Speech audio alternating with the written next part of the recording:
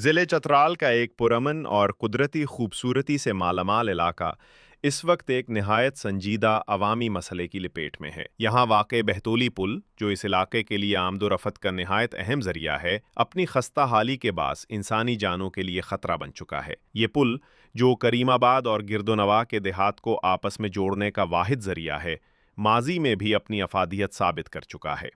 خصوصاً 2015 کے سیلاب کے دوران یہی پل علاقہ مکینوں کے لیے نجات دہندہ ثابت ہوا۔ آج بھی روزانہ سینکڑوں طلباء، مریض، بزرگ شہری اور عام افراد اسی پل سے گزرتے ہیں، لیکن ہر گزرتے لمحے کے ساتھ ان کی سلامتی خطرے میں پڑتی جا رہی ہے۔